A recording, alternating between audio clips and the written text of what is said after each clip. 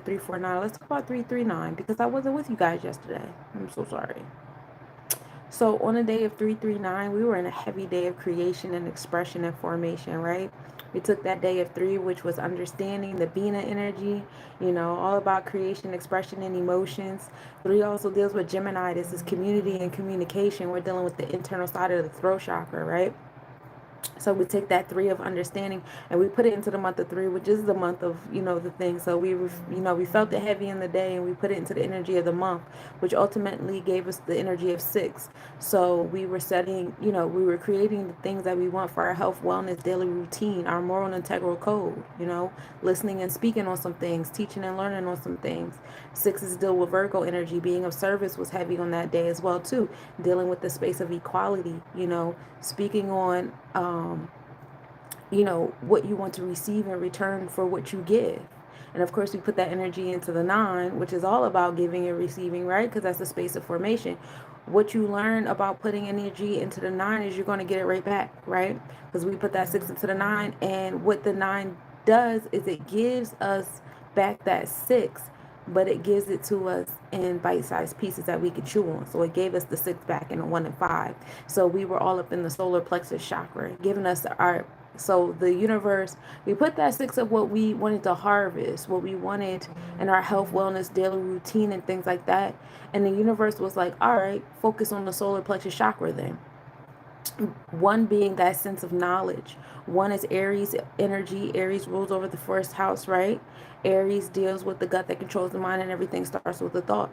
This is taking initiative. This is leadership, cardinal action energy. 5 deals with Hero Kahuti 2, which in the Sephiros is Aries Ogun energy again. Now we're dealing with Jadula, which is the celestial enforcer, enforcing our internal law in our space. Still being in that initiative, cardinal taking action energy, right? 5 also deals with Leo, Tippereth, being confident and courageous, the fire on the heart, right? So when we said what we wanted to harvest, the universe said, focus on your confidence and courageousness. Focus on your cardinal energy. Hey, Will, thank you for liking the screen, K-Dub. Peace.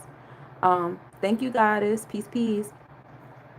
So the universe gave us back, what we need to focus on, which was our solar plexus chakra, which ultimately brought us back to the 6, and we move in gratitude for that. So being your confidence and courageousness, being your solar plexus chakra, being in your Tippereth, which is Leo energy, all that stuff is, the vibe of 339, right? And so hopefully you guys were walking in your Leo, Aries, fire, pulling the wands cards on everything, taking action, and not being afraid of being the first person to do it.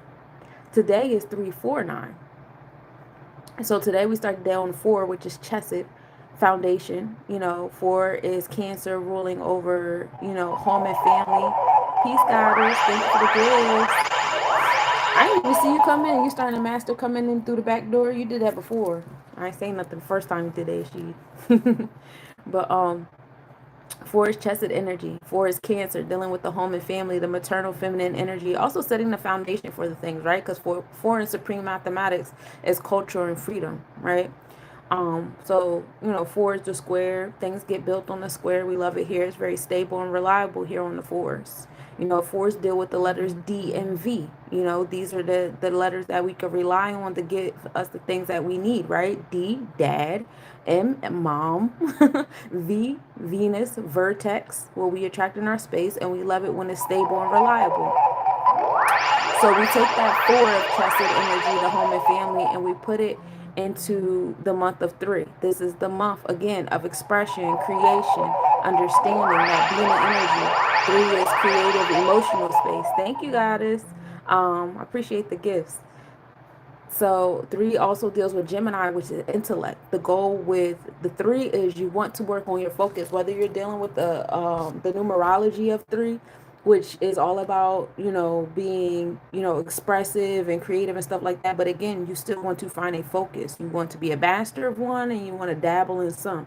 And then that's also how you come into your understanding of things, right? You have the knowledge, you exercise the knowledge, it brings you to wisdom. And then when you focus that wisdom, now you're in the space of understanding, right?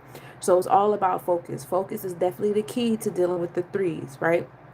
So we're going to take that 4, we're going to put it to the 3, and it brings us closer to God and that 7 energy. And we spoke about 7 heavy earlier today. For those of you guys that was tapped in with me on TikTok, Meet Me, and Facebook, we read Sefer Yetzirah today, the book of formation, and it was very heavy on the sevens, you know what I'm saying? And getting into like the 7 seas, the 7 orifices in your face, the 7 days of the week, the 7 deities, the 7, main planets, all that fun stuff, all up in the sevens, right? So 7 also deals with Libra scales. Thank you for the DVDs, sis. You over there showing off. 7 deals heavy with the, I can't even, oh, there you go. 7 deals with Libra, which is balance, harmony, and justice, interpersonal relationships, your bonds and your contracts. Your word is your bond. So is what you write on paper, handshake, whatever way have you. It's a bond. You know what I'm saying? But in this space and time, we're dealing with those different things and contracts and stuff like that.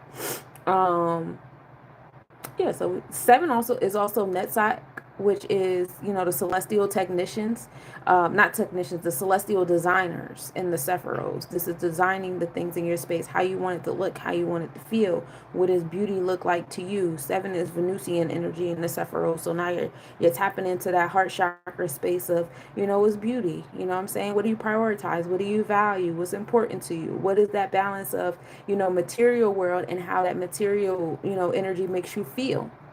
And so we're going to take that 7, and of course we're going to put it into the 9s, because we done got into the foundation of the things, the chesed, the home and family, the intuition, the Cancer energy. We done expressed with it. We got us to the 7s, and we making the balance we want was fair, right? And now we're going to say, hey, 9, this is what we want to give birth to. 9 deals with the reproductive organ. This is Jupiter energy. 9 deals with Yesod, Cancer energy. Either way, we're dealing with the divine womb this year. This is the year of giving birth, okay? And so the 9 is like, okay. And I'm about to show you what you have to put in to get back to that number of 7, right? So we put the 7 into the 9, and it's going to give us back 1 and 6. So now we have to have knowledge on what we need to input in our health, wellness, and daily routine. Now we need to take action on what we need to put into our health, wellness, daily routine, our moral and integral code, what we need to learn, what we need to listen to, what we need to speak on, what we should be teaching, how to be, what we need to serve on, what is space of equality. 6 deals with Virgo energy, self-service, servicing others, and self-scheduling, self-managing, problem solving. Be mindful of that overthinking, over analyzing, and perfectionism, because that's what brings you to procrastination and stagnation. 6 deals with Tippereth, the confidence and courageousness in the Sephiros. Now we're dealing with Heru. This is the heart that's on fire. And we was introduced to this energy yesterday, right? On the 3s on 3s, that day being the day of 6, ultimately. So now we're working on the knowledge of 6. Taking action on 6, taking initiatives on 6. So ultimately, today's the day of 7. Today's the day of God. Today's the day of, balance and fairness, working on their celestial designer, what you want in your space, and what you have to do on a daily basis to get to that space. What do you have to give? How do you have to serve to have what it is that you want to, design in your space? It's that simple. So happy day of 7, y'all, on this wonderful day of Mars. So let's get into the astrological, astronomical prayer. I ain't seen y'all since like Sunday. So we could start on the 3rd, you know what I'm saying? The 3rd, we had a 13% waxing crescent moon. We in that moon are building the mindsets in our space. It was an Aries moon, nonetheless. Mercury and Neptune were in conjunction yesterday. That was at 1:24 a.m. Mercury 2.2 degrees north. So we had our throat chakra in alignment with that space of imagination. Both of those energies are over there in Pisces. Constellation / zodiac, slowly making their way to Aries. Neptune should be in Aries by the end of this month, which is going to be a big blow to our subconscious and our dreams and things that we have hidden beneath the horizon. As you know, Neptune has been in Pisces on the tropical chart since 2012. And a lot of you guys had your spiritual awakening around that time. That was a big, blow. So now we're in the space, we enter in that space in the beginnings. Anyway, let's just come back to the Mercury and Neptune. Invoking, those things that come your subconscious and stuff like that. Heavy on that yesterday, right? Grounding yourself, talking to spirit, all that fun stuff. Ursa Major was opposite the sun at 8:30 p.m. That was the best visibility of the year. You know, that's Big Bear, Big Mama. Mercury entered Draconic Aries yesterday at 10:30 a.m. So now we have, you know, invoking the, you know, our soul experience, new beginnings in our throat chakra. Hey, Hussein, peace to the God. Um, Mercury, you know, deals with what we teach and what we learn on our ear, nose, and throat area. So the Draconic chart deals with our soul experience, our auric body. And so that part of our auric body, you know, in the Sephiroths, we're dealing with Sebek, which is actually the solar plexus chakra. Mercury actually rules over the solar plexus chakra in the what do you call it, in the Merkaba, or the tree of life symbol or whatever. So, you know, we have new beginnings happening there. Being assertive, being aggressive, staying 10 toes down in your spiritual self is heavy here, right? And really like invoking and being ready for, like, this is what I want. This is what my spirit wants. Okay. Um,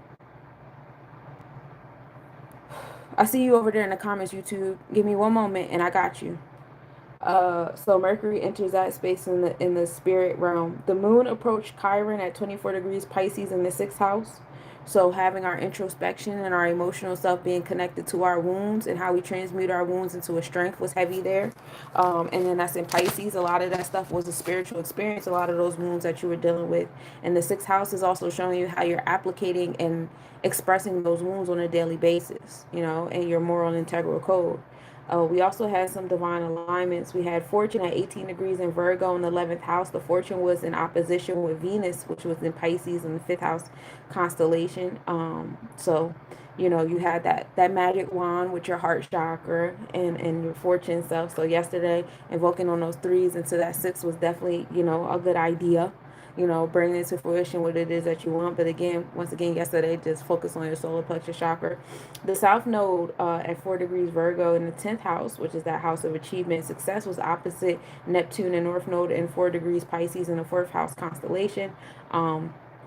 So we had, you know, the dreams and subconscious, you know, giving you those responses back. Again, when we put the 6 into the 9 and the 9 gave us back 1 and 5, that was a divine alignment letting us know, you know, what to do, you know, tapping into our solar plexus chakra and things like that. That was, you know, probably could have happened to you in a daydream, a dream, you know, imagining things just going in your head and just being out and about. Now today, we start the day off at a 22% waxing crescent moon, moon rising at 8:46 a.m. and setting at 11:59 p.m. Tropically, in the mindset of things, we are in Taurus energy. In the Vedic chart, we are at 16 degrees Aries with the moon. And so we are now in the second nakshatra in Vedic astrology. Hold on a second, as I pull that up. The Mirgashira. No, that's not it. That's the fifth one. I scrolled up too hard. The Bharani is the second nakshatra in Vedic astrology. It goes from it's in the zodiac Aries or Mesh. It goes from 13 degrees to 26 degrees Aries, and we're at 16 degrees in the sixth house. So we're applicating that third eye into our health, wellness, and daily routine, right? It's ruled by the planet Venus. It's an important nakshatra when discussing the current location of the moon, especially in terms of its energy, influence, and symbolism. The symbol is the yoni, which is the female reproductive organ, which represents creativity, creation, and nurturing. It signifies the womb, fertility, and the ability to give birth to new ideas or life. The presiding deities of Bharani are the Yamas, the god of death and justice. Yama represents the law of cause and effect, which is karma, an inevitable cycle of birth and death. Yama's influence brings a sense of order, discipline, and transformation. Venus governs this nakshatra with qualities related to love, pleasure, beauty, and artistic expression. Passion and pleasure, but with a sense of discipline are keys here. The moon here is big on emotional influence. The moon transits here is often a surge of emotional intensity. This could lead to passionate feelings and a deeper need for emotional fulfillment. There may be a desire for transformation or letting go of a deeper need for emotional fulfillment. There may be a desire for transformation or letting go of old emotional baggage, creativity, and expression. And with Venus ruling this energy, the moon's placement here can stimulate creativity, artistic expression, and beauty. The desire for self expression in a more artistic or intimate way can be amplified. There's also a heavy desire for nurturing here. People may feel a need to care or nurture for others when the moon transits this nakshatra. There's an emotional drive to create or protect, whether it be through relationships, projects, or personal growth, the transformation and rebirth. This nakshatra can bring emotional transformation, and when the moon transits here, people might feel like they are letting go of old and making way for the new. All right. So emotional release and letting go of past baggage is really heavy here, which is cool because we're on a Mars day anyway. So it's a nice space for new beginnings. Hey, 2-3. Hey, Gina. Thank you for the favorite. Our mind and soul are in alignment with our third eye being a Taurus energy. So introspection on what you value, your materials in your space, and in alignment with your emotional self. So, material and emotion, physical, non-physical, while our energy is experiencing new beginnings in our home and family, in our emotional self, acting out our third eye.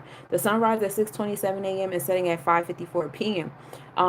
Our mind and soul is in alignment in Pisces. So, our mind and our earth body is having that experience with things hidden beneath the horizon, Akashic records, your subconscious, your dreams and things, while our energy exchanges is still in that Aquarius energy of being innovative, um, revolutionary, letting things go, the power to be one with all. It's happening all in the fourth house of home and family.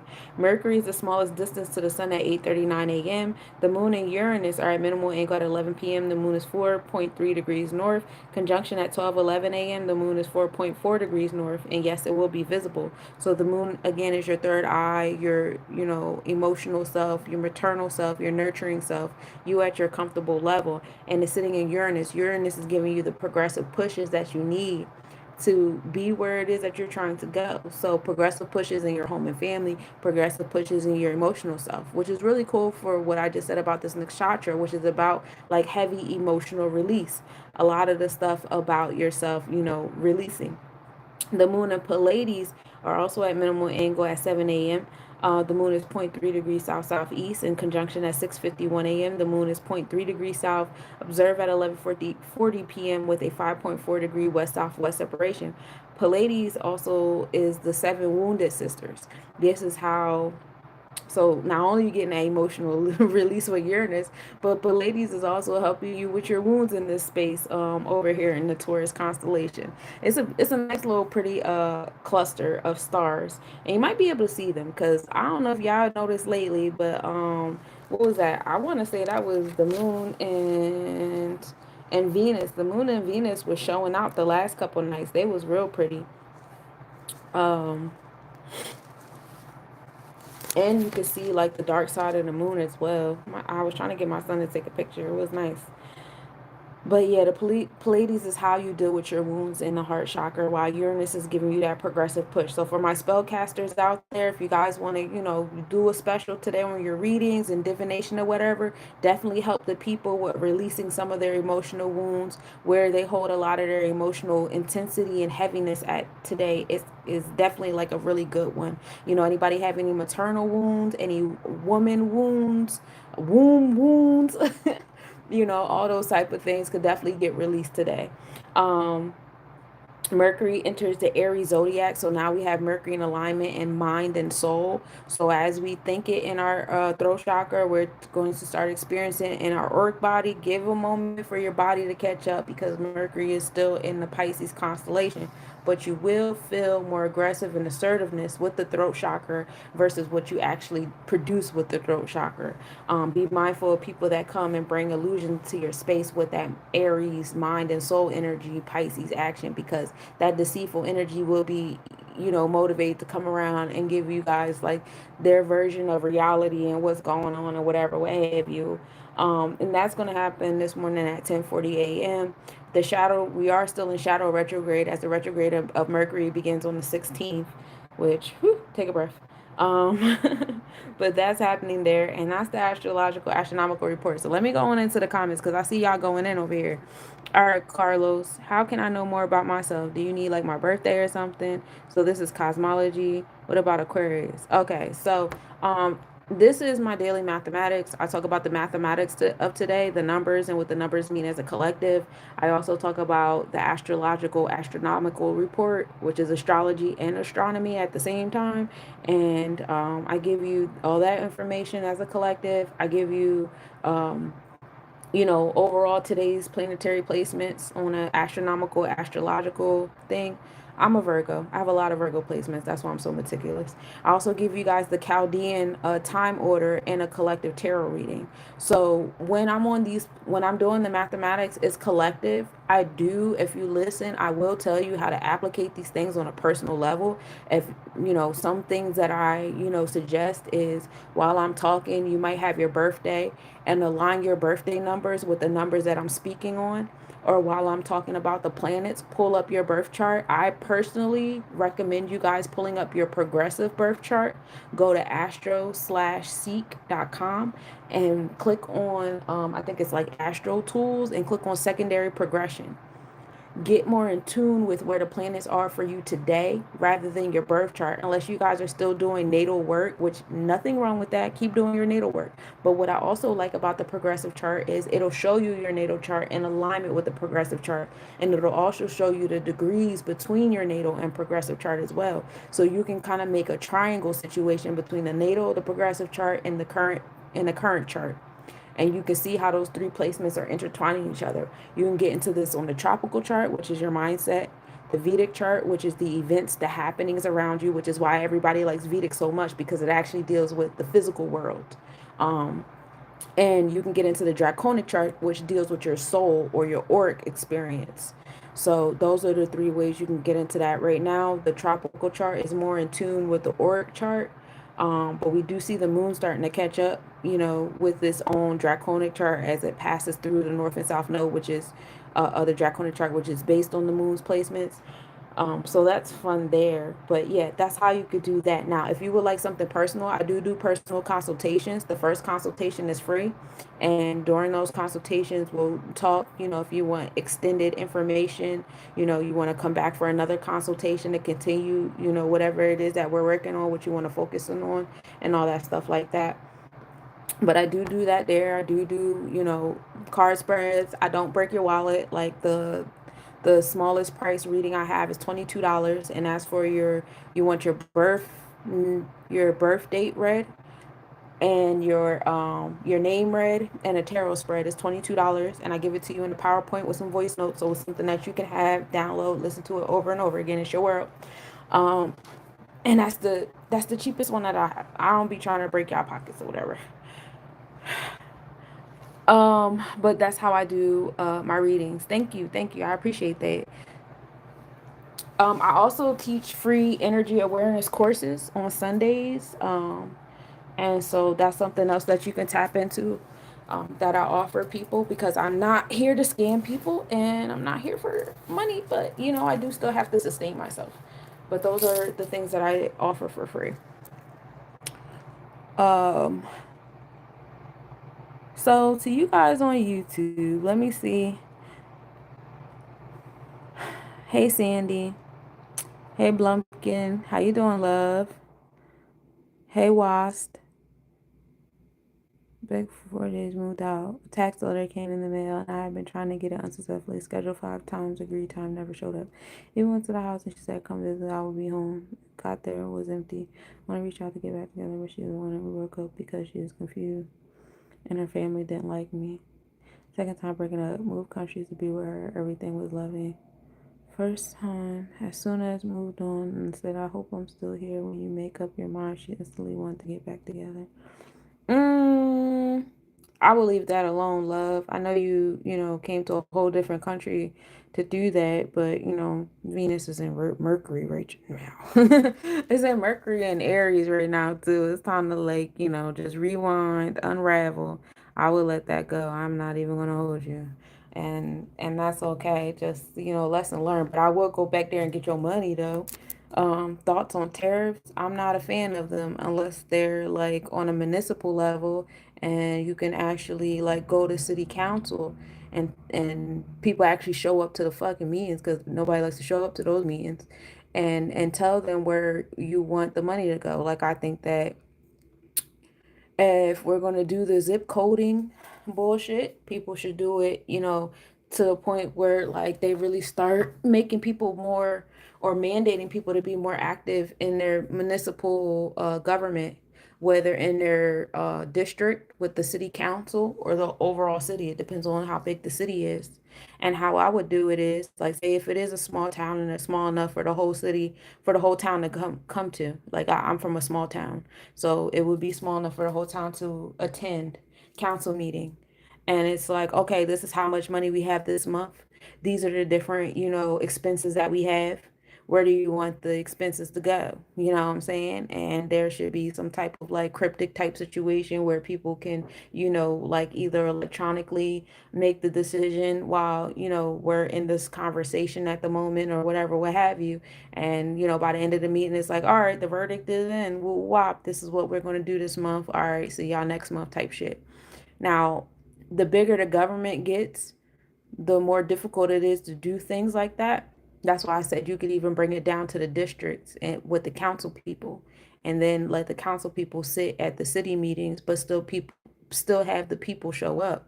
But things have already been decided through the districts. You know what I'm saying, through the districts of the city. But people need to be more involved. Everybody wants a savior. Everybody wants a fucking babysitter. And that's what I don't agree with. I don't agree with, saying, oh, y'all do y'all job. Y'all do y'all job. Well, what are you doing? How are you doing your job as a member of society? How are you doing your job? You just go to work. You go work for the corporations that you complain about. You cash your check from the banks that you complain about. And then you don't do anything to support your government. And then you complain about your government working for the same corporations that you're working for and complaining about. Y'all all slaves. You know what I'm saying? So that's my intake on that. I don't even know if you're still in here, Gazi, but that's my response on that. You're going to be lost forever. Huh, maybe. The more you look for answers in a stupid place, the more fucked up and dysfunctional your life will be. I guess so. Oh, that's what you think of me?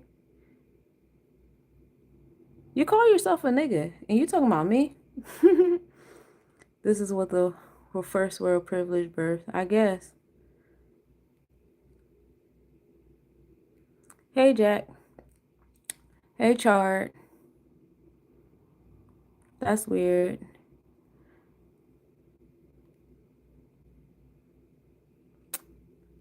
Gazi, you always here. For somebody who don't really care for me too much, you always here. Hey, Romolo. Y'all be killing me with these fonts. But I don't like kombucha. Hey, Mike. Do-do-do-do-do.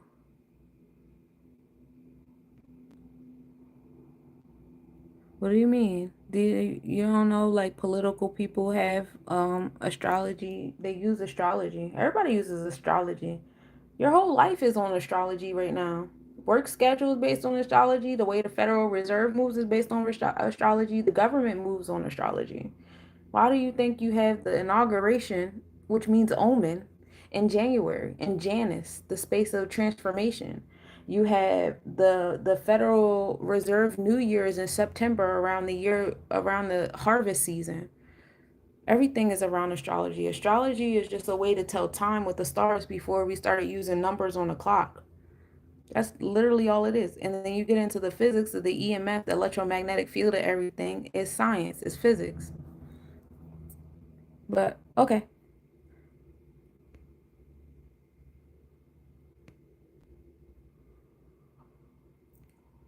Zip codes are a conspiracy. How is zip codes a conspiracy if they...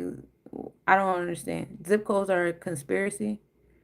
That's how they measure different things. Like, in this zip code this is going on, in this zip code that is going on. In this zip code they have this much money. And this, yeah, they do redlining. Are you talking about redlining? Is that what you're talking about? The different demographics that they put inside zip codes, how they try to play games and push people from zip code to zip code. You talking about that? Hey, Jelly, how you doing? Who said I made it my whole personality? You don't even know me. I've only been on YouTube for like 29 minutes. There's 24 hours in a day. Get over yourself. Anyway, people on YouTube, they're kind of weird. So let's get into it. In the ancient Kemetic calendar, right, we get 3 seasons a year, and we get 4 months a season. Every month gets 30 days. We get 10-day decans, right? So we are in the first decan of the month of 3. This is the month of Makir. We're only here for a few more days. I think we're here till like March 9th, in alignment with the Gregorian calendar. Yeah. And the ruling deity of this energy is the Eye of Ra and the Eye of Horus. The Eye of Horus represents protection from evil, while the Eye of Ra represents fear. During this time, the growing season continues with agricultural activities like planting, sowing, and the ripening of crops. Right now, we're in the season of Peret, which goes from January to May. So it goes from like the soil being frozen, because back then everything was based on agriculture, and everything was in tune with nature. So you go from the time of the year where the soil is frozen, and you go all the way up to the worm moon, where the soil starts, loosening up, and you start to see some of the plants sprouting through the seeds. So, right now we're in the season of Peret. Now, in um, the Hindu calendar, we are in the month of Adar. We made it, y'all. Uh, Celebrating the deliverance of Jews in the Persian Empire and described in the book of Esther. And so, we're in the late winter, early spring, of course, and we're here till the end of the month. They have an Adar too, but this is not a leap year, so we don't even touch that. Because of where the sun is at currently, we have the sun in Kumbha constellation, which is Aquarius energy. Um, Kumbha is the water bearer. That is like I said, that's Aquarius energy. I'm looking for the page in my notes. Hold on. And then we're in Mina on the tropical and the tropical and the draconic. There we go, which is Pisces, and this is in alignment with the Hindu calendar, right? Mina deals with being compassionate, intuitive, artistic, and dreamy. Pisceans are deeply empathetic, creative, and often drawn to spirituality or artistic pursuits. They are sensitive and understanding to other people's feelings, and this is what we have in our mindset. This is ruled by Lord Vishnu. Lord Vishnu's Matsya, which is the fifth or incarnation, is directly linked to Pisces, symbolizing spiritual guidance, compassion, and adaptability. Pisces is considered a sign of deep spiritual connection and intuition, qualities that are embodied by Vishnu's incarnation. And like I said, Kumbha is because we're still in Aquarius constellation, that's ruled by Saturn. And the traits of our energy exchanges and our experiences right now is being innovative, independent, idealistic, and humanitarian. Aquarians are known for their originality, forward thinking ideas, and desire to improve society. Associated with innovative and humanitarian aspects, who preserve and nurture cosmic order. However, Shiva, as the Lord of Time and Transformation, also governs Aquarius' connection to future and unconventionality. And then in the Hebrew calendar, we are in the month of, wait, sorry, y'all.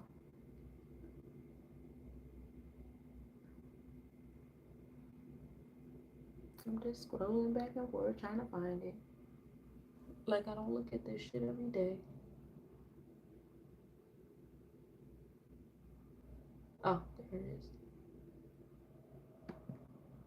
Oh, we talked about it already. Yeah. So in the plan, going back to the planetary forecast, we're in a year of 9. This is a year of formation, foundation, giving birth. And so, the year 9 is being brought to us by 2025. This is wisdom in our cipher and wisdom in our power. It's heavy on the Mars energy this year, walking in your power, your Herakuti energy. 5 also deals with Leo, which is Tippereth. This is your heart being on fire. So heavy on the fire energy this year and finding wisdom. Wisdom is Jupiter, still fire because it's Sagittarius, right?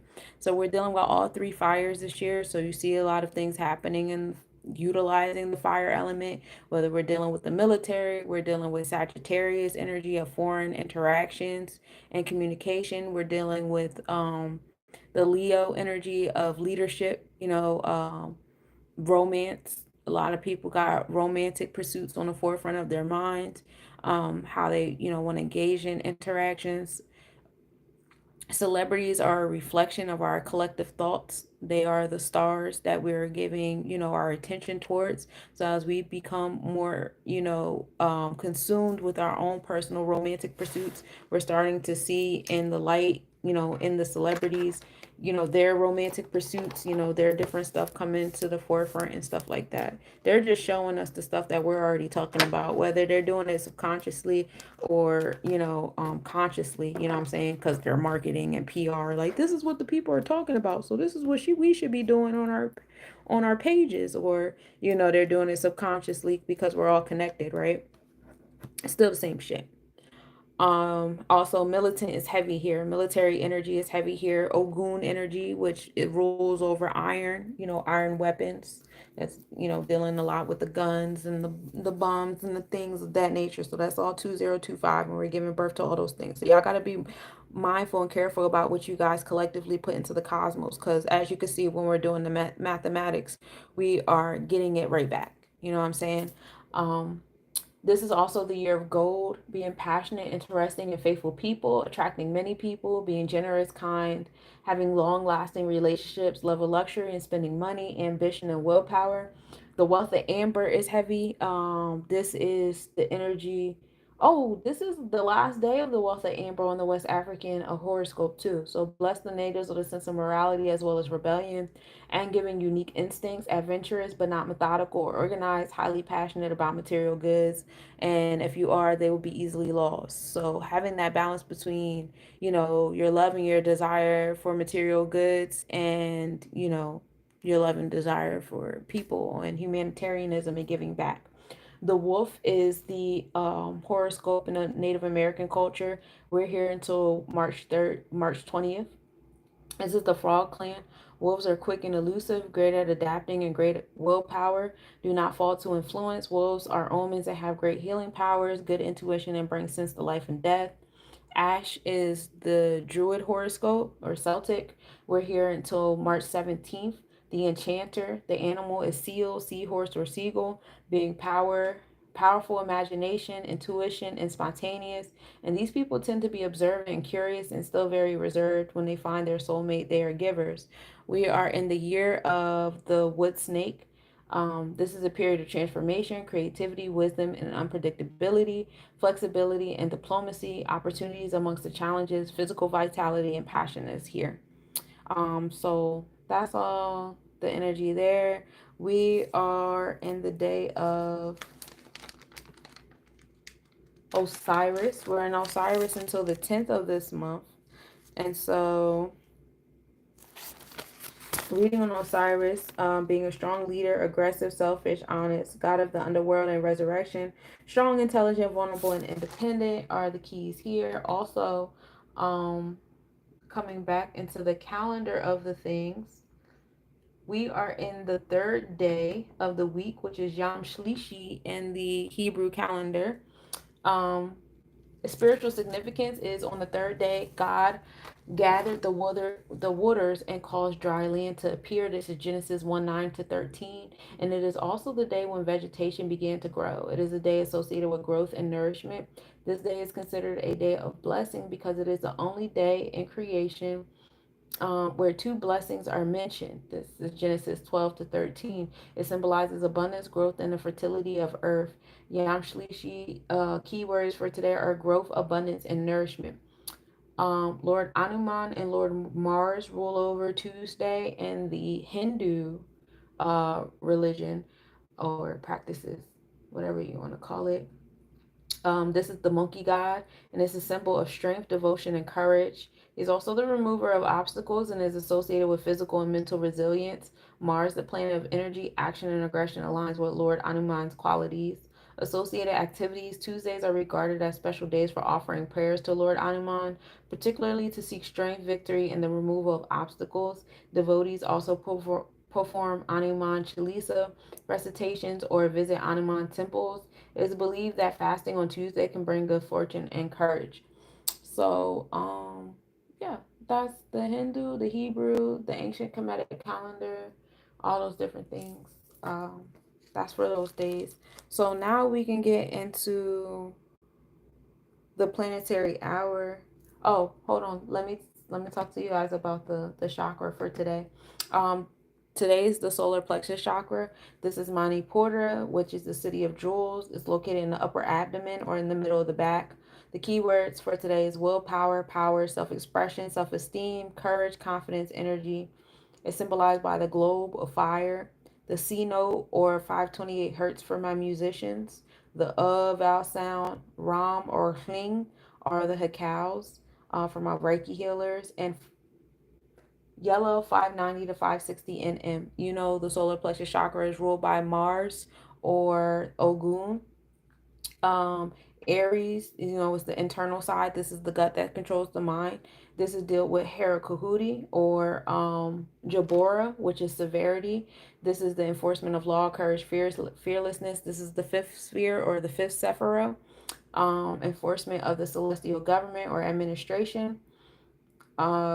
You know, with when you're dealing back and forth between the tree of life and the actual chakras, so the solar plexus chakra actually goes up into the throat chakra. So Jabora actually deals with the throat chakra, which is severity. Scorpio deals with Hera Kahuti as well. So, you know, both sides are ruled by Mars, which deals with that Sephira. Um, hey Kabbalah, how you doing? Um, Underworld is me. Oh, okay. Oh, you in the chesed? Yeah, there's a lot of trolls here. I don't really, they don't really have no power here. They ain't stopping nothing.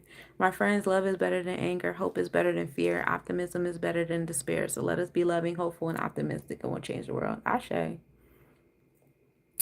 Appreciate it. So that's that for there. And so we done went over the numerology of the day, the astrological astronomical report. We went over, you know, the calendar and the chakra sephiral energy for today. So now we can get into the planetary hours. I based the planetary hours on the Chaldean order. All right. And then I'll read you guys out. So we start today off in the day of Mars. Mars hours are from 12 a.m. to 1 a.m. 7 a.m. to 8 a.m., 2 p.m. to 3 p.m., and then 9 p.m. to 10 p.m. Mars is in Cancer right now, so having introspection on your solar plexus chakra. Hey G, how you doing? And then that's all happening in the eighth house of empowerment, transformation. So as you have introspection on your solar plexus chakra, you start nurturing what motivates you and what gets you going. Your assertive, aggressive self, you know, your physical self, your physical body, start nurturing those spaces and your mindset. And then in your energy exchanges on the Vedic chart, Mars is still in Gemini, the Gemini constellation. So the community that you need, learning the things that you need to learn, communication and all that stuff is going to come to you in the events as you start to come into this nurturing space in your mindset, right? And Mars hours are like key hours, you know, pay attention to those spaces and time, and you know, you'll see how it's coming to you. The sun's hours are from 1 a.m. to 2 a.m., 8 a.m. to 9 a.m., 3 p.m. to 4 p.m., and 10 p.m. to 11 p.m. Now, the sun deals with energy too, but the sun deals more so with vitality, expression, you know, experiences, all the EX words, right? And like I told you guys before, we have the sun sitting on Pisces on the tropical and draconic, but we're still in the Aquarius constellation. So while your mind and soul is on experiencing, you know, things beneath the horizon, your subconscious, you know, hidden agendas, hidden enemies, hidden friends, you know, more so things in the unknown, you know what I'm saying, the underworld, like my man's over here. Um, you know, your energy exchanges is on letting go. You know what I'm saying? Yeah. I got picture memory. When I write things down, I can remember it. Um, and I've been doing this for a while, so it's kind of like second nature for me at this point for a lot of things. So, yeah, the sun is over in Aquarius, so our experiences is on society, our place in society, and how society treats us back. Aquarius is also dealing with letting go, our innovative self, the power to be one with all when we're dealing with Ketters and the Sephiroth. Knowledge, intellect, that light that initially comes down to us, and we start reflecting it in our prisms. You know what I'm saying? So how you're reflecting the light that is given to you through your prism, which is your body, with your chakras, circles all over your body, how you are exhibiting that light through your body is what you're going to experience. So if you're giving off a bunch of dark light, you're going to experience a bunch of dark light. You know what I'm saying? Especially in this year of 9. This is the year of giving birth. And so it's by divine alignment that all of our planets are aligned. And while the sun is in Pisces and all that fun stuff, because, this is all about focusing on everything that's hidden beneath the horizon this year and bringing it to light and experiencing it and stuff like that during this alignment. And we move in so much gratitude. Thank you, sun, for putting a spotlight on the things. Venus hours are from 2 a.m. to 3 a.m. If you guys are on the East Coast like me, you guys are in the Venusian hour, 9 a.m. to 10 a.m., 4 p.m. to 5 p.m., and then 11 p.m. to midnight, we are in the Venusian hours. Venus hours, you deal with aesthetics, creating things, making things all pretty for my artists in the back. Also dealing with your romantic stuff. You want to get into some things. Making business moves. Hey, Unique. Making business moves is heavy here too, and find that balance between your emotions and your business stuff is definitely key here too. We have Venus in retrograde right now, so it's moving backwards. This is not a good time to take new things into your space when we have a planet in retrograde. This is a time to work on the things that you already have in your space, the things you've already been, manifesting on and working on. Just focus on those things instead of trying to bring more stuff here, right? But we do have it in Aries, so being motivated, being ambitious towards working on the things that we want in our emotional self, what we want in our business self in terms of wealth and things, it's here. Being motivated towards what you want to create in your space is here too.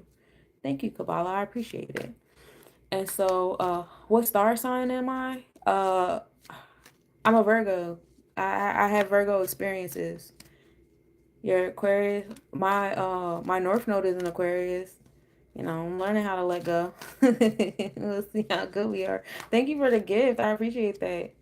Um, but yeah, I got a lot of placements in Virgo. Sun, Moon, Mercury, and Venus, all up in Virgo. That's not my progressive chart though. My progressive chart now has those placements in Scorpio. And now my rising is in Virgo. But my sun, moon, my moon is all over the place. The last time I checked my moon, it was in Sagittarius. But my sun, Mercury, and Venus, they're in Scorpio right now. So my patience for certain things ain't where it used to be. That's why it's so easy to ignore a lot of this stuff up here on YouTube. But yeah, so Venus is over there in Aries. It's still in Pisces on the Vedic chart and the constellation. So the happenings with our vortex, with our Venusian energy, is things hidden. The word started running away from me because it's things hidden. Being dreamy. Imagining what you want. So, it's a lot of like, I gotta be dreamy, I gotta be sleep, I gotta be kind of detached in in the spacey place to obtain things. So a lot of you guys that are used to being the worker horse and, I gotta work, I gotta produce, I gotta be in the physical world, do. That's not the key here to be and to attract Venusian energy on the transit manifestation. Thank you, Unique. I appreciate you. Hey, Bryce. It's more so going within, going into the deep waters within. Your brain is submerged in water, your womb is submerged in water. Go sit in some water. I don't know. Going into your imagination, go into your positive sunken place or whatever. Doing those different things, that's how you're going to attract the wealth and the love and listen to the messages that spirit has for you. That's the key here, not so much as being a workhorse. Not right now, because again, we're still in winter. And the hours of Mercury, I'm here, you won't get it. Thank you. I appreciate you, Kabbalah. I'm glad you're here. The Mercury hours are from 3 a.m. to 4 a.m., 10 a.m. to 11 a.m., 5 p.m. to 6 p.m., and then midnight. Of course, we start my favorite day of the week, Wednesday, Kwaku, on a midnight hour. Mercury is good for communication, learning things, trading if y'all like to trade, traveling is fun stuff there. We love it there. Mercury right now is sitting in Aries. We are in the shadow of retrograde, so you might start getting some hiccups in communication. People starting to be a little more assertive and aggressive than usual. Certain people you haven't communicated with in a while now popping up for, to have some form of communication. Be mindful of people who have their throat chakra and fire energy, because Mercury, like I just said earlier, has just entered Draconic Aries and tropical Aries. So we're starting off that retrograde energy in the fire, taking initiative, cardinal energy. So some of these conversations you might want to take the lead on, but be mindful of being influenced by the fire around us. You know what I'm saying? When you conducting this, conversation or, exchange of intellect. And then also be mindful that even though you are aware of the energies, that you're harnessing and harvesting and you're connected to, the person you're communicating with or sharing your intellectual space with may not be aware and start getting put in a space where they start reacting with the fire. You know what I'm saying? Um, but Mercury deals with your routines and your habits and stuff like that, so you might find yourself repeating certain habits, repeating certain routines, things of that nature. And see if they still work for you, or if you want to etch a sketch them. But this, again, just like I said with Venus, is not a good time to take on new things. This is time to focus on the things that you have been doing and seeing if it still works for you, if you still want to work on that and stuff like that. um Past being pushed to the forefront, right? Past being pushed to the forefront. It's definitely big on that Pisces energy and retrograde energy as well. um the hours of the moon: 4 a.m. to 5 a.m., 11 a.m. to 12 p.m., and then 6 p.m. to 7 p.m. The hours of the moon are good for introspection, paying attention to your home and family, paying attention to your emotional self, your nurturing self, your comfort self, paying attention to your own personal moon energy and alignment with where the moon is at right now, which is over there in Taurus energy, on the mind and soul. So it's over there on wealth, what we prioritize, what we value, what we find beauty in, how we obtain, maintain, and sustain these things. And it's in a sixth house. So it's like, what are you willing to do on a daily routine to have that? Thank you for the gift, Camille. And then on the Vedic chart, the moon is sitting in Aries, that space of new beginnings. We had got into that heavy earlier today, so I won't do that too much. But also your motivation and ambition and stuff like that in that space of nurturing, which is kind of like a seesaw to Mars being in Cancer. So Mars is in Cancer and the moon is in Aries. So either way, we're having introspection on our, our ambition and our motivation, and, how far you're willing to go to protect, how confident and courageous you are in your emotions, how you feel. They always tell you, like, get out of your feelings, go feel your feelings, da da da. But your feelings is like a direct connection between your energetic and your physical self. So it's actually like a good thing to pay attention to your feelings. Like, you want to pay attention to your feelings. These are your antennas. These are, people can manipulate your thoughts easy. I can give you some books and tell you these books are scholars, and scholars wrote these books, and you need to read these books, and your children need to read these books, and now these books are required to call yourself an intellectual. And if you can't quote quotes from these books, you're not smart enough, you're not good enough, blah blah blah blah. So you got all these pompous people walking around, and they're able to quote the same people from the same books, and nobody ever questions why. If the government has such a problem with you guys having a freedom of speech and a free will, and you can't get a house how you want to, you can't have a car how you want to, you can't do any of these other things that like how you want to, but you can definitely read these specific books. All of y'all can read these specific books and quote all of them. You know what I mean? Nobody ever asks why. They just still equate intellect to the ability to be able to do that like everybody else. How did I get there? I don't fucking know. Saturn. I like your bracelets. Thank you. I make jewelry, but a lot of these are gifts that I got from other people. But like these I made, and this was a gift I had to remix because it broke on me. And then these are gifts. This I made. The rest of these are gifts. I get gifts. I get gifts from other jewelers, but I do make jewelry. You vibrate. You have a voice. There's more to it. Frequency. Thank you. I really enjoy communicating. I write music. I write books. I do this. I like to teach. This is what brings me joy. I'm trying to get out of the public school education system so that I could teach what I actually care about. Um, Saturn deals with long-term planning. It deals with long-term planning and the retrospect of facing the challenges that strengthen you. You know, a lot of times we kind of misconstrue the definition of what Saturn does for us, and we say, "Oh, I've been traumatized" and things like that. It's just that Saturn is a bit extreme, just like Aries is extreme.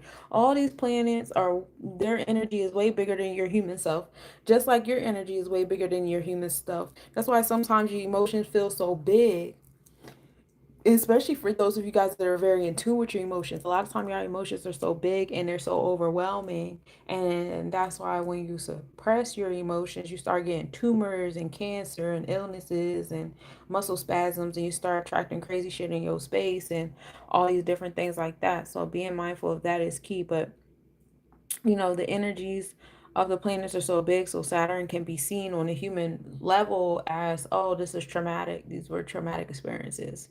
But they give you the challenges that you need to strengthen yourself, to come to a sense of discipline and order and groundedness. You know, your survival self, boundaries is a big one here. You know, because of course, when we experience challenges, it's like, dang, I got to do things a different way. I can't hang around everybody. I got to, you know, restrict certain things around me and restrict, you know, certain things that I do too. You know what I'm saying? Um, the Society of Luminaries for Light and Wisdom. Thank you for passing through. I appreciate you. Yeah, trauma. I don't. It's more so because I'm very aware of people's emotional connections to certain words, and I know when I say certain words, what kind of. I try to be aware of the energy that is invoking, so I try not to use the word trauma, but I do want people to transmute that word and start utilizing different words to invoke different emotions. That's the goal sometimes. Most times that's the goal. How well it works, I don't know. It depends on who's listening. Um, but yeah, Saturn gives it challenges and it helps you focus on planning out your long term goals with these challenges, right? And the hours of Saturn are from 5 a.m. to 6 a.m., 12 p.m. to 1 p.m., and then 7 p.m. to 8 p.m. Saturn is still sitting there in Pisces, so it's still, you know, you got the challenges happening more so to the spiritual self, the dreams and your conscious, you know. And then we kind of like Saturn being over here in Pisces. And let me tell you why, because um you know, Pisces deals with the subconscious and the dreams and the things of the deep waters and all that fun stuff like that, and Saturn brings like limitations and restrictions and rules. And in order for a lot of your dreams to come into fruition, it has to go through the funnel of limitations and restrictions, right? Because who doesn't want to create, you know, their dreams into the physical world, right? I do.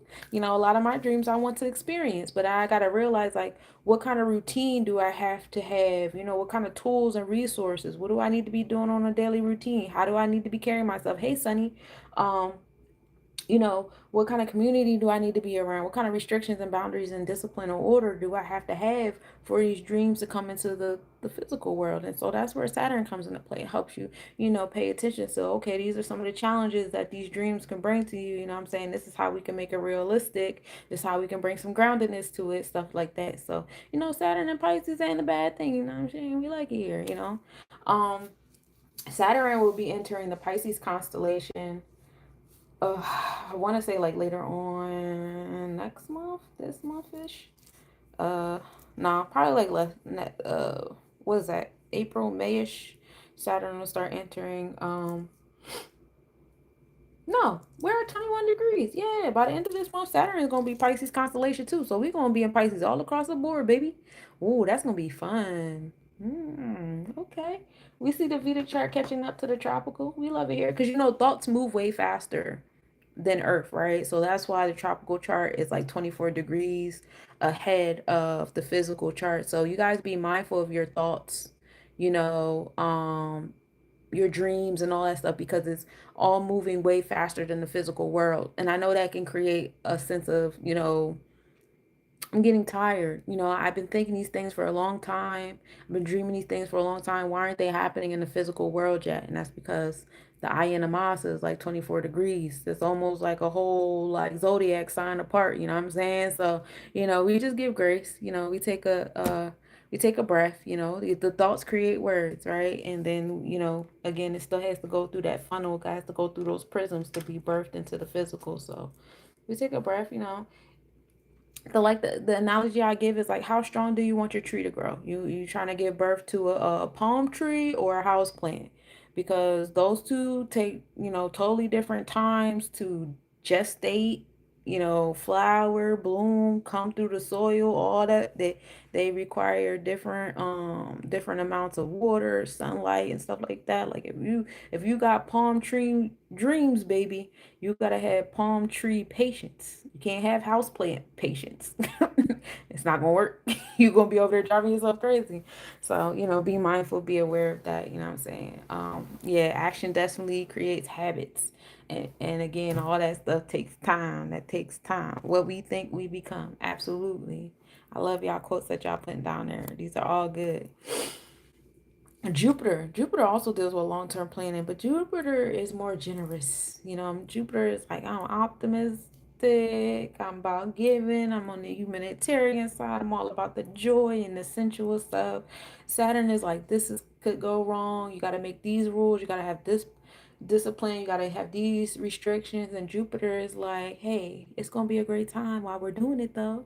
You know what I'm saying? Like, these things are going to go right. These things are going to come into fruition. Jupiter deals with chokma. That's wisdom. You know what I'm saying? Wisdom from the oracle. Now, I ain't talking about no regurgitation from no textbook shit. I'm talking about from the oracles, baby. We up in the top with it. You know what I'm saying? So Jupiter is up there giving you all of that. You know what I'm saying? Jupiter's hours are from 6 a.m. to 7 a.m., 1 p.m. to 2 p.m., and 8 p.m. to 9 p.m. And so it's giving us that expansion and abundance and all those things. Jupiter is in Gemini on the tropical chart. So we're feeling that generosity and humanitarian and utopian energy with our intellectual self and with our community and our sense of communication. Communication has gotten really better, right? Like, the devices that we use, our apparatuses, not just on an AI level, or a tech level, but also spiritually speaking. Like, we're having better conversations telepathically. Like the fact that you can feel my energy through the phone right now. You know what I'm saying? The fact that sometimes, I'm getting to the point now where somebody will tell me somebody's name. Like I had a person, you know what I'm saying, that come to me and be like, I want you to talk to my wife first before me and you talk or whatever, just out of respect. And he gave me the wife's number and I never called it. You wanna know why? Because I already felt the energy. And I was like, you know what, I'm just gonna leave this whole situation alone. You know what I'm saying? Because I already feel what's going on. I had a whole whirlwind, and then I ended up being right because full circle, mutual friends, different things going on, ended up being correct. Look at that. You know what I'm saying? So, we're getting better with even communicating with each other on a more spiritual level. And watch out when Uranus enters Gemini energy. That's going to be crazy because you see what happened when Uranus entered Taurus energy. Uranus entered Taurus energy at the beginning of March. By the end of March, we was in quarantine getting PPP loans and all that stuff like that. So, um, all that fun stuff. But yeah, Jupiter's over in Gemini, giving that expansion, humanitarian energy, which I love. And like I was responding to somebody earlier who had questioned me on tariffs, I would like for the people to start being more responsible in their communities. I think people are obsessed with going to work and working for corporations that they know that don't serve them. And after a certain point, people are going to have to start utilizing their solar plexus chakra and being authoritative of self and start regurgitating information that was given to them about working for certain corporations and realizing that we are the business. Even as employees, you are the business. You make that business way more money than that business is helping you make. You know what I'm saying? So with that being said, learn your power and start empowering yourself and be more into your community than you are in that job. You know what I'm saying? It would serve you better. You wouldn't be so having to spend so much time being an employee if you were more a part of your community and you guys were collectively growing food, or you guys were collectively herding animals, or you guys were collectively engaging in some crafts. Like, I'm good at building houses, you're good at plumbing, you're good at electricity, you're good at teaching, you're good at just, having the babies and the kids, you're a good doula, you're a good butcher, you're a good healer, you're a good herbalist. Everybody's good at something. Everybody is good at something. There's nobody here that's good at nothing. Everybody's good at something. But you have to be in your power. You have to be, unapologetically you. That's, big on this moon being in Aries, and then Cancer being in the moon being in Aries and Mars being in Cancer. Those that seesaw thing happening, is really important with having introspection and your powerful self, your space of empowerment, what I'm saying? Because that'll bring you to that space of like, what am I good at? What motivates me? What gets me going? And start applying that to your community. Now, while Jupiter is in Gemini, bringing expansion, humanitarian energy to Gemini, it's still over there in Taurus on the Vedic chart. So it's bringing that to the space of wealth, that balance of wealth and emotions, the physical and non-physical world. For those of you guys that are walking around with your material things clenched in your hand, they will be ripped from you, because that's what the Taurus experience is supposed to bring anywhere you have Taurus in your chart. Because the goal is to show you how infinite and expanded things are. So if you're thinking from a limited mindset, not only are you disrespecting yourself, but you're disrespecting the Most High. This baby is infinite. You are infinite. God, the universe is infinite. So why are you coming from a limited mind space when you're talking about infinite things? You know what I'm saying? We make technology work for us. Agreed. Agreed. And we have to start moving like that. That things are for us. You know what I'm saying? Like we have the power. Everyone step it up in here. Double tap. Oh, thank you. Thank you, Kabbalah. Um, Some love being employee of the month. I get that. You know what? That's a superpower too, though, because that means that they're a good support. They're good at taking orders. They're good at, they might like being an employee of the month. But what job is that? For some of them, it's organization and scheduling. For some people, it's communications. Those things is important in the community as well. You know what I'm saying? We used to be cool. That takes a radical paradigm shift. Many not ready. Yeah, many not ready. But it starts with some. You know what I'm saying? It gotta start somewhere.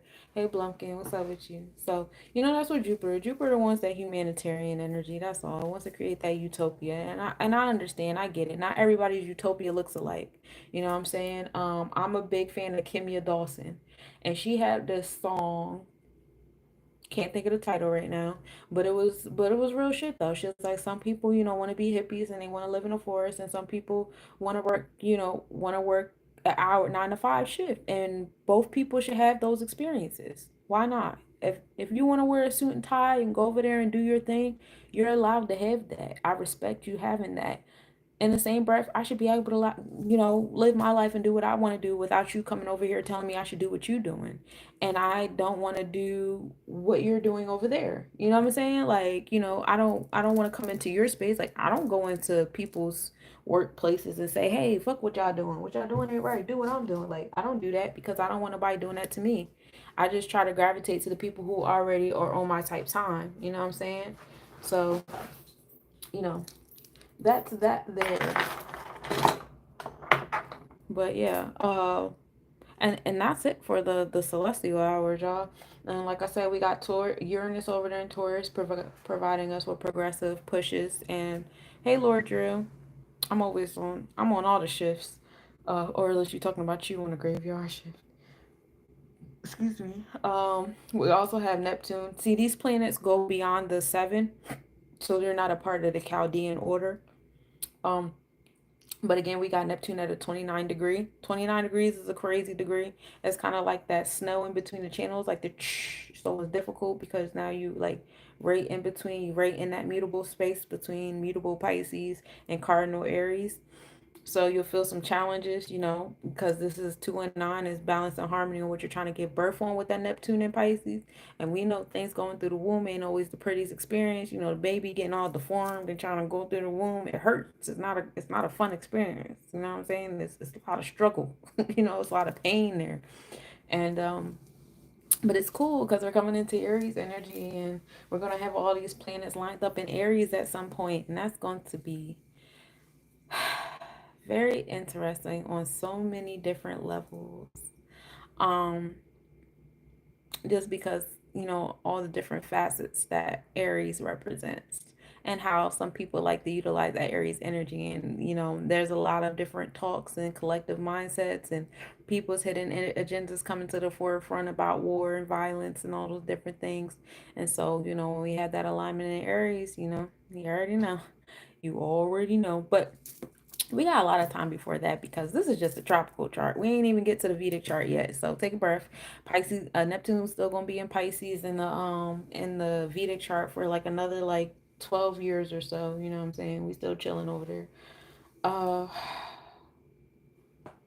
who else? Oh, Pluto. Of course, we got Pluto over there in Aquarius and Capricorn. And, Pluto's creating transformation in our root chakra because Aquarius deals with the ketters, how we're rooted upward, and Capricorn on the Vedic chart deals with how we're rooted in our earthly self, our bina, our understanding, which sets the tone for our lower six chakras that come into the physical realm after you get done dealing with the three in your mind, right? And so, yeah, providing transformations and empowerment and releasing secrets and, the occultist energy over there in the root chakra and, the people that have been building things on occult type thing on, the times and stuff like that. And I talked to you guys about that heavy already, but I know some of you guys are new here about the balance between the physical and non-physical world and how some people, how we see like the transformation of power here happening in the physical, transformation of power is happening in the non-physical too, in the spiritual world too. You know what I'm saying? A lot of people that were up, a lot of spirits that were at the top are now being demoted and certain spirits being promoted. And that's why you'll start to see certain, celebrities and famous people and energies that like affected a lot of people in a light form start to ascend on the other side because their energy is big enough to go over there and make big transformations. Just like, we see mostly these transformations happening with really big energies, you know what I'm saying? So because it's really big shifts, it's outer planetary shifts that we're experiencing right now. So, granted, everybody's having these different ascensions and stuff like that happening in their personal life and those personal planets and stuff like that. I'm not taking away from that, but you will still see like major, like people that have touched generations because we're having generational planetary shifts. Like Neptune deals with 84 years. Pluto deals with 248 years. You know what I'm saying? So that's like three generations right there, three, 4 generations right there. So people that have been around and assisted 3, 4 generations are going to ascend. They're starting to ascend, they getting sick, they in the crossroads of things.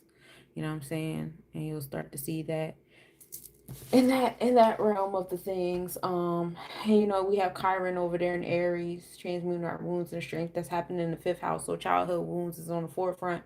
Lilith will be entering Scorpio later on this month, but we'll get there when we get there. Right now it's in Libra. So, the rebellious energy is in that space of justice, balance, interpersonal relationships, bonds, and contracts. And it's happening in the 11th house. So the power to let go. Let go, be innovative, revolutionary in that space of justice and fairness and what that looks like.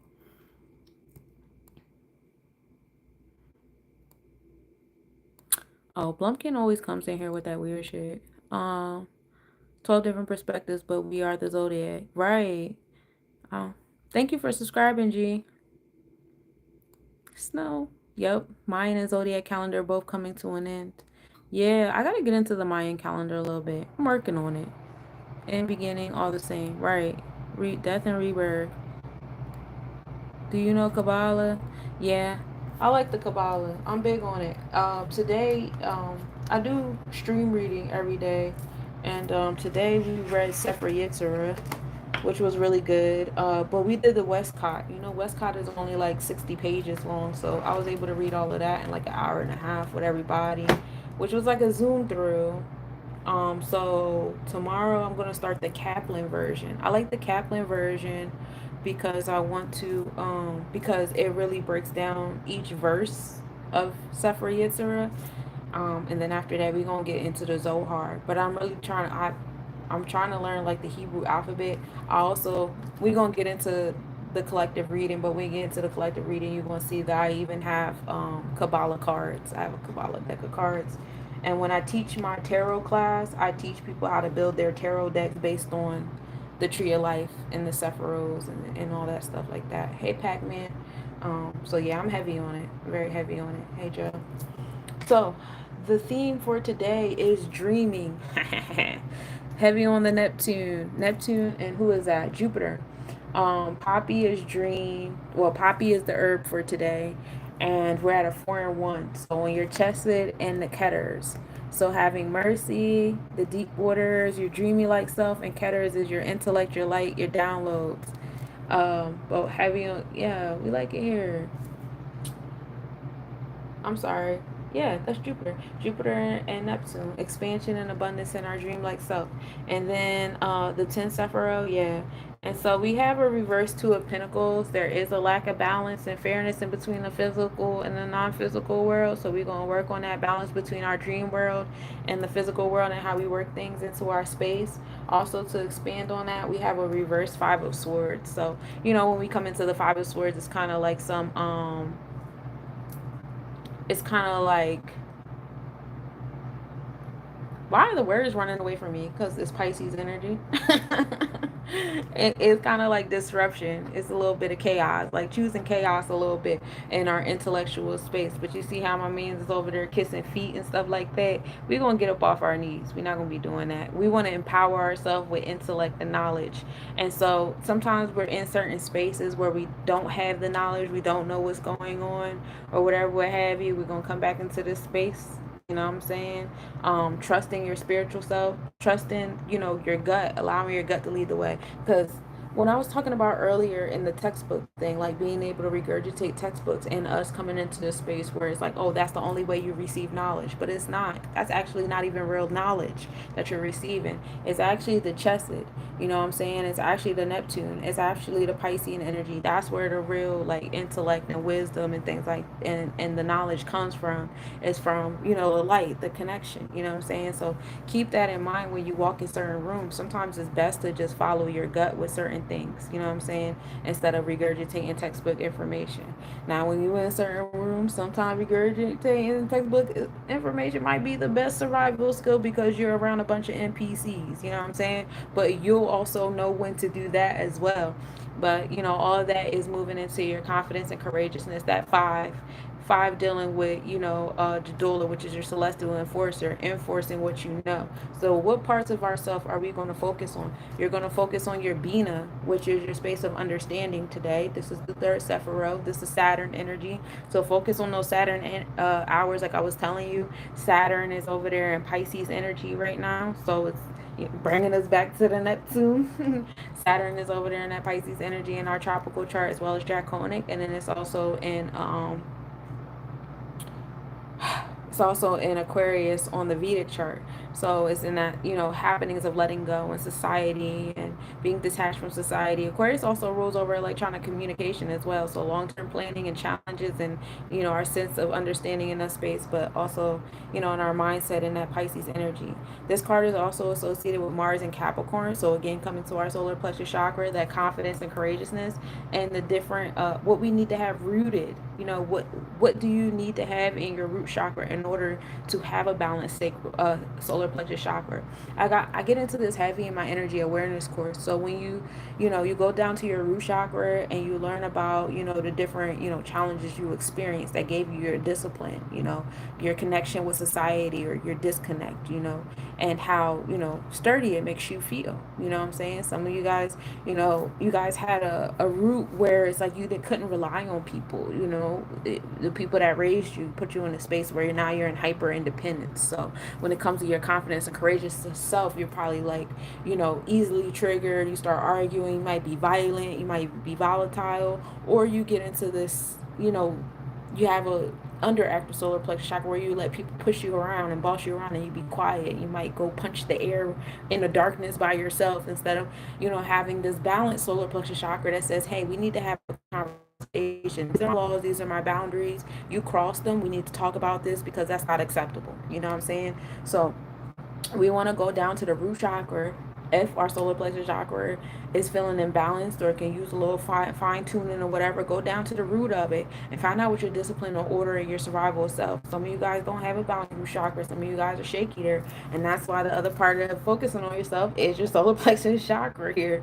Also coming into this space of your soulmate, this, in this particular card, you're learning through your interactions with other people that your soulmate is actually yourself, and you project them into personifications of other people outside of yourself, but it really is you.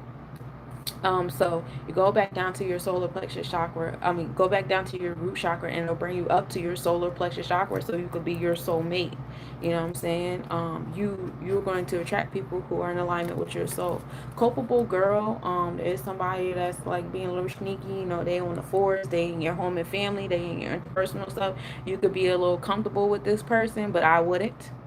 So it's a little forewarning to y'all, somebody in the space that's going to test you. And that's probably where a lot of this imbalance and unfairness in your interpersonal relationships is, happening from, and why you over here in this Five of Swords, not feeling intellectual enough to even engage in a proper conversation, you know what I'm saying? But, if you go back down to your root chakra and deal with your, confidence and stuff, and then come back up and see your sacral chakra and deal with that Neptune and Jupiter, which rules over the sacral chakra, your space of joy and your connection with spirit and stuff like that. That'll help you tremendously. So lower three chakras. We're going to focus on our root chakra, our solar plexus chakra, and our I said it in the wrong order. The root chakra, the sacral chakra, and the solar plexus chakra today. So the lower three chakras is the keys for today. That's going to help you guys with your balance in your interpersonal relationships. That'll bring you up into that Libra energy in your heart chakra. So we're going to focus on that. If you don't like the way some of your interpersonal relationships is going, it's probably because you're not flexing on your internal laws and orders the way you should be. You're not communicating them well. So let's go back to why we're not communicating them well. You know what I'm saying? Are you choosing to argue? Are you choosing to be violent? Are you giving ultimatums? Are you being combative? Are you being understanding? Are you listening? Is it, healthy communication? Is this person just not listening, and now you're making up reasons why they should still be allowed to stay in your space and experience your energy? You know, we're focusing on our interpersonal relationships today while we deal with that. And that's in the divine alignment, because today is the day 7. Today's a great day to do it. 7 is Libra house, interpersonal relationships. Let's fucking go. Listening is an art and a skill. It is. I love to listen. And I think that if I read, when I'm reading books, like I like to read like Kabbalah books. I also like to read books on Zen. Reading books on Zen make me slow down. And I think when you read more, it helps like slow your brain down a lot, especially like when you sit and scroll all day, and that messes up, not messes up, but interrupts like your level of patience with things, sitting watching 3-second, 5-second videos. If you take the time to like read, especially read stuff you don't understand, you know what I'm saying, until you read it like 2-3 times over, like, yeah, it definitely helps. Like today when I was reading like Sefer Yesterday, I had to read a lot of stuff like 2-3 times over, because I know Latin a little bit. I was teaching my son Latin a little bit, homeschooling him, and so like, whatever. But sometimes I got to read it like 2-3 times, and I'm like, oh, okay, I know what you're saying, I get it. Or like I'm in the beginning stages of learning Hebrew. It's something else I want to learn. So, had to read it a couple times, you know what I'm saying? Take a breath, slow down. So, yeah. Holy moly, so in depth. Oh, hey, Donovan. Who did you get in a fight with? The air who won? Well, when it's in my dreams, I always lose. We used to go room to room in grade school. On read it book day, I found the class I wanted to go into. And when I sat down, so oh, okay. So you was one of them kids in the classroom. All right, Donovan. Good time. Good talk, y'all. I appreciate y'all for tapping in today. I'm gonna let y'all go. It's 2:43. We about to enter what is this? What is this hour we finna enter in on the West Coast? Mercury hour starts at 3 a.m. So if y'all wanna do some invocation, manifestation, learning, trade, a little trading, 3 a.m. trading hours, trade that US DJPY. 3 a.m. is a good time to look at them charts and do that, John. Do that in. Oh, you know what? Somebody was telling me, I had got a link too. They was like Google, Microsoft, and Doge, because they're starting to Stash. I use Stash app. And Stash app sent me an email today, and it was like they starting to get into the quantum computers or whatever. And so Google, Microsoft, and shit, what's the third one? It'll come to me later. It wasn't Doge though, but I know Doge is a big one everybody talking about. That's probably why I said it. But definitely Google and Microsoft are two big companies to invest in with the quantum computers and all that stuff. Do it now, and you can invest as little as $1 right now. So yeah, it's fun. But thank you, Society of Luminaries, for light and wisdom. I appreciate you for tapping in. Definitely, definitely. Ashe and peace to y'all. Happy Tuesday, everybody. Happy Mars Day and happy day of 7. Make sure y'all work on y'all interpersonal relationships today.